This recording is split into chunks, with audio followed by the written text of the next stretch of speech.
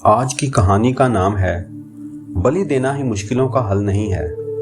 राजा अज्ञातशत्रु का राज्य बहुत अच्छा चल रहा था, किंतु कहते हैं ना कि समय हमेशा एक जैसा नहीं रहता। ऐसा ही अज्ञातशत्रु के साथ हुआ। राजा कई मुश्किलों से घिर गए और उन मुश्किलों से बाहर नहीं निकल पा रहे थे। उन्होंने कई युक्तियां अपनाई, लेकिन असफल रहे। एक दिन उनकी मुलाकात एक तांत्रिक से हुई। राजा ने तांत्रिक को अपनी मुश्किलें बताई। तांत्रिक ने राजा की बातों को ध्यान से सुना, फिर उन्हें एक उपाय बताया। तांत्रिक ने कहा, आपको पशु बलि देनी पड़ेगी, तभी आपकी मुश्किलों का समाधान होगा। पहले तो राजा काफी सोच विचार में पड़ गया, लेकिन उन्हें जब कोई भी रास्ता ना दिखा तो उन्होंने तांत्रिक की बात मान ली। तांत्रिक के कहे एक बड़ा अनुष्ठान किया गया। पशुओं को मैदान में बलि देने के लिए बांध दिया गया। संयोगवश उस समय महात्मा बुद्ध राजा के नगर में पहुंचे। वे उसी स्थान से गुजर रहे थे जहां पर राजा ने अनुष्ठान कराया था।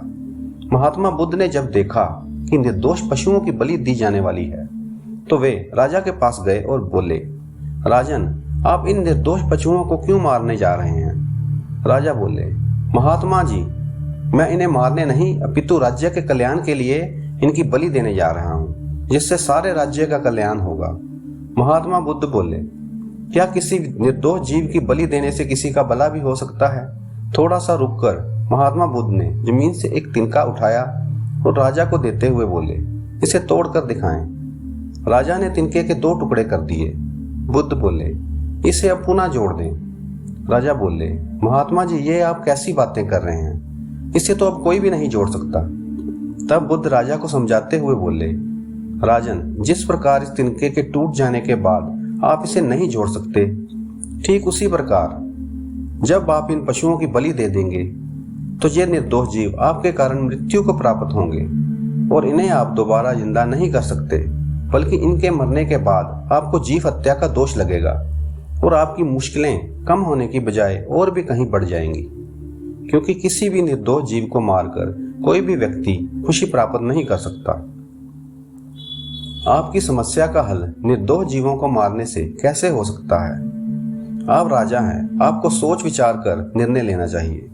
अगर आप सच में अपनी मुश्किलों का हल चाहते हैं तो दिमाग से काम लीजिए। मुश्किलें तो आती जाती रहती हैं, यही जिंदगी का सच है।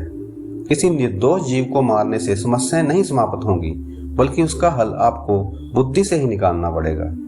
बुद्ध की बात सुनकर अज्ञातशत्रु उनके चरणों में गिर गए और अपनी भूल की क्षमा मांगने लगे। अज्ञातशत्रु ने ऐलान करा दिया, अब से उनके राज्य में किसी निर्दोष जीव की हत्या नहीं की जाएगी।